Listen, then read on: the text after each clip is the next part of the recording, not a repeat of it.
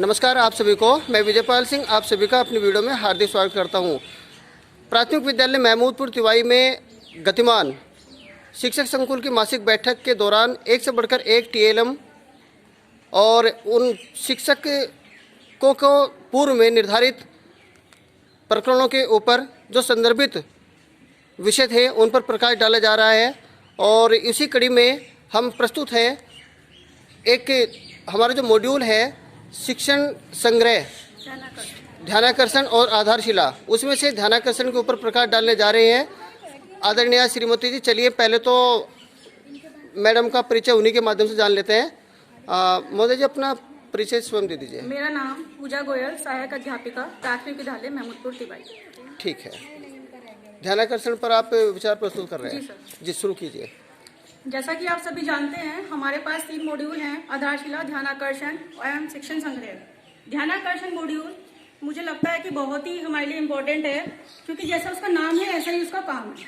ध्यानाकर्षण मॉड्यूल के द्वारा हमें अपनी कक्षा में ऐसे छात्रों की ओर ध्यान आकर्षित करना है जो अपने शिक्षण से पिछड़ गए हैं, जिनका अधिगम स्तर अपनी शिक्षा के अपनी कक्षा के अनुरूप नहीं है। अब हम कैसे इस चीज को जानेंगे कि उनका जो अधिगम स्तर है अपनी कक्षा के अनुरूप नहीं है?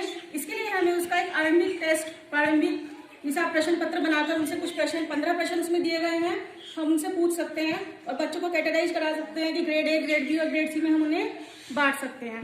अब हमारे सामने चुनौती है, हमने बच्चे देख लिए, छांट लिए, अब हमें उन्हें की कक्षा के अनुरूप कैसे हम उन्हें शिक्षण कराएं कि उनका स्तर भी बाकी जो हमारे छात्र हैं उनके बराबर हो जाए। इसके लिए हमारे सामने चुनौती है, लेकिन फिर भी ध्यानाकर्षण मॉड्यूल मुझे लगता है कि कहीं ना कहीं हमारी इसमें बहुत मदद करता है।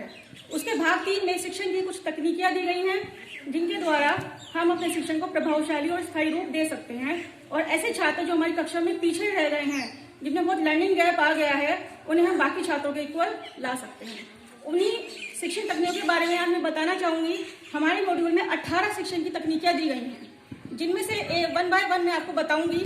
वैसे तो ऑलरेडी जो शिक्षण की तकनीकें हैं उनका कहीं ना कहीं हम इस्तेमाल करते ही हैं, फिर भी उन्हें एक नाम देके हमारे सामने मॉड्यूल में रखा गया है। हमारी जो पहली शिक्षण की तकनीक है वो है संसाधन पूर्ण कक्षाएं।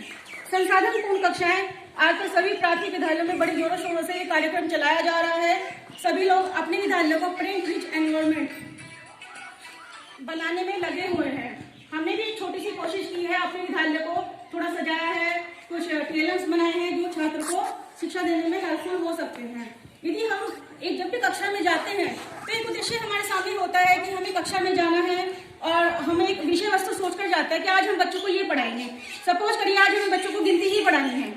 यदि हम कक्षा 1 में जा रहे हैं, आज हमें छात्रों को गिनती ही पढ़ानी है, तो यदि छात्र कक्षा में पहले से ही प्रिंट रिच एनवायरमेंट देखेगा तो उसे ज्ञान हो जाएगा कि आज का हमारा टॉपिक क्या है। तो हमें क्या करना है, अपनी कक्षाओं को उस विषय वस्तु से पूर्ण रूप से सुसज्जित करना है, उसको डेकोरेट करना है। हमें अपनी क्लास में गिनती से संबंधित चार्ट्स, मॉडल, जो भी आप एक्टिविटी कराना चाहते हैं वो सब हमारी कक्षाओं में होनी चाहिए। तो यदि हम इस तकनीक का उपयोग करेंगे तो कहीं ना कहीं अपने उद्देश्यों को प्राप्त कर सकते हैं। दूसरा है हमारा बैठक व्यवस्था, यानी कि सिटिंग अरेंजमेंट। जैसा कि आज तक चलता आ रहा है, सिटिंग अरेंजमेंट, पंक्तियों में बच्चों को बिठाया जाता है, लेकिन पंक्ति में बैठने से क्या होता है कि जो शिक्षक होता है वो अपने पीछे के छात्रों से अधिक से कांटेक्ट नहीं कर पाता है।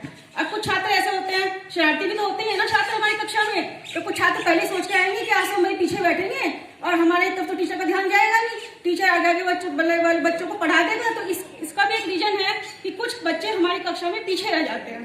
तो हमें अपनी बैठक व्यवस्था को बदलना होगा। सभी शिक्षक बहुत समझदार है, अपने अपने हिसाब से बदल सकते हैं, लेकिन मुझे लगता है यू शेप में या गोलाकार यदि आकृति में हम बच्चों को बिठाएंगे तो हम बच्चों से सीधा शिक्षण कर सकते हैं, उनसे कांटेक्ट कर सकते हैं।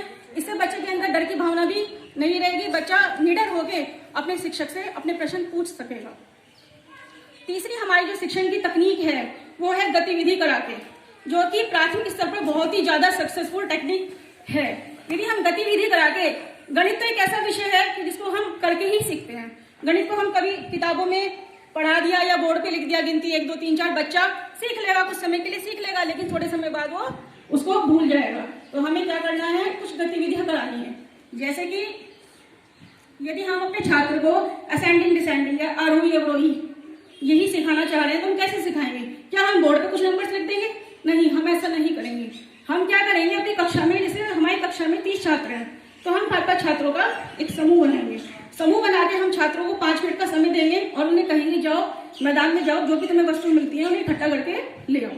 छात्र आते हैं, 5 मिनट बाद हमने घंटी बजा दी, बच्चे आ गए, बच्चों ने वस्तुओं को गिना। जब बच्चे वस्तुओं को गिनेंगे वो स्वतः ही जान जाएंगे कि कौन सा आम छोटा होता है, कौन सा आम बड़ा होता है।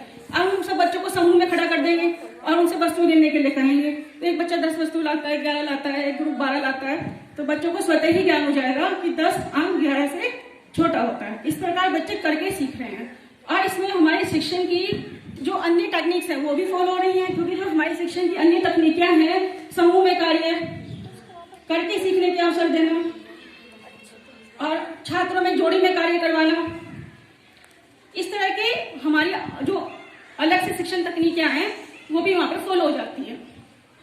अगली हमारी शिक्षण की तकनीक है रोल प्ले, अभिनय, नाटक। हम छात्रों को क्या कर सकते हैं, भाषा के संबंध में मैं बताती हूँ कि हम एक रोल प्ले या अभिनय नाटक अपनी कक्षा में करवा सकते हैं। एक्चुअली में मैंने करवाया भी है।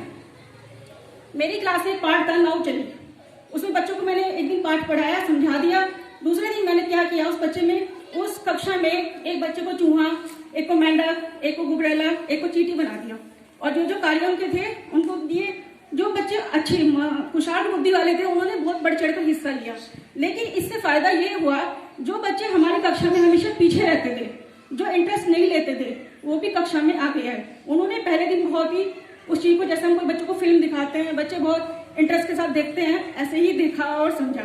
अगले दिन वो बच्चे सब मेरे पास आए और कहने लगे मैडम आज हम मेंढक बनेंगे, आज हम चींटी बनेंगे। तो इस तरह से अभिनय, रोल प्ले और नाटक के द्वारा भी हम भाषा का ज्ञान बच्चों को दे सकते हैं। तो गणित में हमारा गतिविधि करा के और भाषा में हमारा रोल प्ले करा के हम बच्चों को भाषा और गणित का ज्ञान दे सकते हैं, जो मिशन प्रेरणा के हमारे मुख्य विषय हैं। आगे हमारी शिक्षण की तकनीकें हैं, प्रश्न पूछना, रोचक प्रस्तावना, बच्चों के साथ बातचीत करना। कुछ बच्चे ऐसे होते हैं जो कक्षा में हमेशा पीछे रहते हैं क्योंकि उनके अंदर एक डर होता है, भय होता है अपने अध्यापक के प्रति। उस सोचता पता नहीं अध्यापक हमसे कैसा व्यवहार करेगा, हम कोई प्रश्न पूछे हमें डांट ना दे। तो हमें क्या करना है, उनके साथ बातचीत करनी है, उन्हें हमें भय मुक्त वातावरण देना है। बच्चों को प्रश्न पूछने के लिए उत्साहित करना है कि बच्चे हमसे बिना डरे कोई भी प्रश्न पूछ सकते हैं। तो ये भी हमारी शिक्षण की तकनीक है, प्रश्न पूछना एंड बच्चों के साथ बातचीत करना।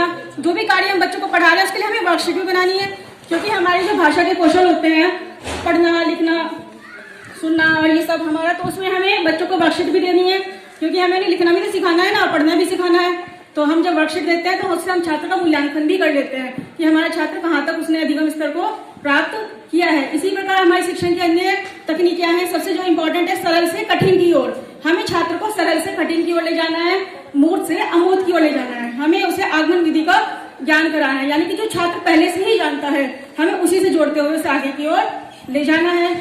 अगली जो हमारी शिक्षण की तकनीक है, परिवेशीय संसाधनों का उपयोग। हमें बाहर से कुछ खर्चा नहीं करना है। हमारे विद्यालय में जो छोटी छोटी चीजें, जैसे मैम ने भी दिखाया, कंकड़ हो गए, पत्थर हो गए, इन सबका इस्तेमाल करते हुए ही आगे शिक्षण कार्य करना है। और बहुत ही इंपॉर्टेंट TLM का उपयोग, ये भी हमारी शिक्षण की तकनीक है। जैसे कि नाटक है, रोल प्ले है, शिक्षण की जो तकनीक है TLM का उपयोग, TLM टीचिंग लर्निंग मटेरियल, ये भी हमारे शिक्षण को स्थायी और प्रभावशाली बनाने में हमारे लिए बहुत ही मददगार है। हम चाहे तो बच्चों को शैक्षिक भ्रमण, ये भी एक शिक्षण की तकनीक है, शैक्षिक भ्रमण में भी ले जा सकते हैं। और अंत में बच्चों को जो 6, 7, 8 है, उस प्राथमिक स्तर पर हम उन्हें प्रोजेक्ट कार्य भी दे सकते हैं, जिससे बच्चे खुद करके सीखेंगे, छात्रों को करके सीखने के अवसर मिलेंगे। इस प्रकार ये हमारी जो शिक्षण की तकनीकें हैं 18, आई होप कि यदि हम इन्हें अप्लाई करें तो कहीं ना कहीं हम अपने 100% तो नहीं, लेकिन हम 60 से 70 या 80 धीरे धीरे करके अपने जो हमारा टारगेट है उसे हम अचीव कर सकते हैं। इसी के साथ आप सबका बहुत बहुत धन्यवाद, आपने मुझे धैर्यपूर्वक सुना। अभी आपने देखा कि हमारे प्राथमिक विद्यालय महमूदपुर तिवाई की सहायक अध्यापिका श्रीमती पूजा गोयल जी के द्वारा ध्यानाकर्षण मॉड्यूल में संदर्भित 18 शिक्षण तकनीकें जो दी गई हैं उनका क्रम से एक के बाद एक बड़ा ही विस्तार पूर्वक वर्णन किया। और मैं समझता हूँ कि हमारी जो शिक्षक हस्त पुस्तिकाएं हैं, ध्यानाकर्षण है, आधारशिला है, शिक्षण संग्रह है, यदि हम इनको पढ़ लेते हैं और तब हम अपने बच्चों को और अच्छे तरीके से अपने ज्ञान का संप्रेषण कर सकते हैं, उनको लाभान्वित कर सकते हैं। और इस प्रकार से हम अपने वर्तमान सरकार और परम आदरणीय महानिदेशक महोदय श्री विजय किरण आनंद जी के सपनों को भी साकार कर सकते हैं। तो मिलते हैं किसी अगली वीडियो में, तब तक के लिए आप सभी को मेरा हार्दिक नमन।